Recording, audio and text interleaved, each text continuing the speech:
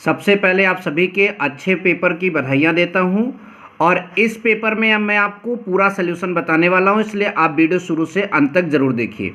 यदि आप इस बार 11th में और 12th में जाने वाले हैं तो आपको ज़रूर देखना चाहिए, क्योंकि क्लास 12th का पेपर कैसे आता है वो आप इसी साल देख लें, ठीक है।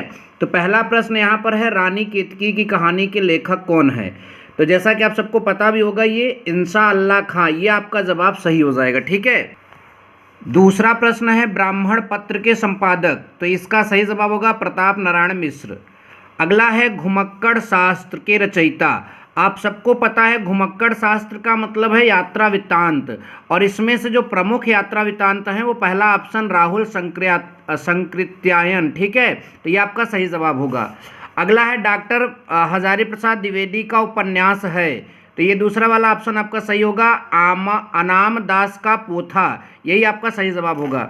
अगला आपका है, निम्नलिखित में से कौन प्रसिद्ध आलोचक हैं? तो आप सबको पता है कि आचार्य रामचंद्र शुक्ल जो हैं वो प्रसिद्ध आलोचक हैं, ठीक है। उसके बाद आपका दूसरे में क नंबर प्रश्न आया है कि तुलसीदास ने रामचरितमानस किस में लिखा? सबको पता होगा कि अवधि में लिखा गया है, ठीक है। ख नंबर प्रश्न है कि निम्नलिखित में से किसको राष्ट्र कवि? आप सबको पता है, जीवन परिचय भी लिखते हो तो राष्ट्र कवि मैथिली शरण गुप्त, ठीक है। निर्गुण काव्य धारा की प्रवृत्ति है, तो ये तीसरा ऑप्शन सही दिख रहा है, बट इसमें हम कंफ्यूज हैं, आप इसको विद्या से मिला लीजिएगा। और इन क्वेश्चनों में भी हम थोड़ा सा कंफ्यूज है, तो आप इन तीनों क्वेश्चनों को मिला लीजिएगा। इतने का आंसर हमको क्लियर था, हमने आपको बता दिया, ठीक है। झूठ बोलने का यहाँ कोई अर्थ नहीं है। और आप देखिए, भाषा और संस्कृति का ये वाला कितना खूबसूरत प्रश्न आया है, आप सबने इसका आंसर ज़रूर लिखा होगा।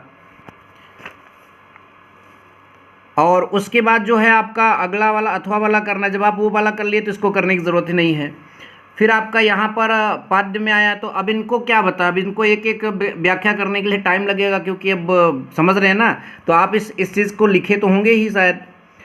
चलिए अब आ जाते हैं अगले प्रश्न की ओर। तो अगला प्रश्न है मतलब कि यहाँ लेखक का जीवन परिचय, तो सबको पता है कि जीवन परिचय आप सब लोग लिखे ही होंगे इसमें, तो इसमें भी कुछ बताने की ज़रूरत नहीं है। बहादुर कहानी का प्रमुख पात्र का चरित्र चित्रण हमने आपको पहले अपने वीडियो में बताया भी था, आप शायद लिखे भी होंगे, ठीक है।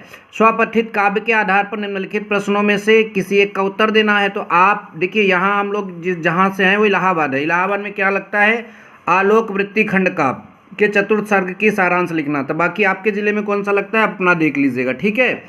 फिर आते हैं अगले प्रश्न की ओर। अगले प्रश्न में यहाँ पर इसका जो है अनुवाद करना होता है। तो ये देखिए, संस्कृत साहित्य आदि कवि वाल्मीकि, महर्षि व्यास, मतलब संस्कृत साहित्य के आदि कवि जो हैं वाल्मीकि, व्यास, तो ये बड़ा आराम से इसका आंसर लिखा जा सकता है, बहुत टफ प्रश्न नहीं आया था। अगला है आपका, देखिए यहाँ श्लोक का यहाँ पर जो है व्याख्या करना था, ये भी बहुत इंपॉर्टेंट है, आप सबको पहले से पता है, तो इसको याद भी करके गए होंगे, आप सब लिखे होंगे, ठीक है। अगला है, संस्कृत में प्रश्नों का उत्तर देना है, ठीक है। और जो ये पेपर है ये आपका जो है साहित्यिक हिंदी का है। श्रृंगार रस करुण रस ये सरल है ही, श्लेष और रूपक अलंकार दोहा सोटा आप 10 से जानते हैं। और फिर निबंध आप इसमें से कोई एक तो ज़रूर लिखे होंगे, जनसंख्या वाला ही काफ़ी सरल निबंध यहाँ पर दे दिया है, ठीक है। उसके बाद आपका नरेंद्र में मतलब कि संधि विच्छेद करना है, तो नर धन इंद्र होगा, आप सबको पता होना चाहिए। और ई मिलके ए हो जाता है। अन्वय का इसमें मैं थोड़ा कंफ्यूज है, अभ्युदय का अभिधन उदय होगा, ठीक है। नष्ट है रक्त वस्त्रम में समास, ठीक है, तो ये भी मुझे अभी कंफ्यूज है, और यहाँ पर भी, ठीक है। नेक्स्ट है आपका, नामसु का शब्द रूप जो है कौन सा है?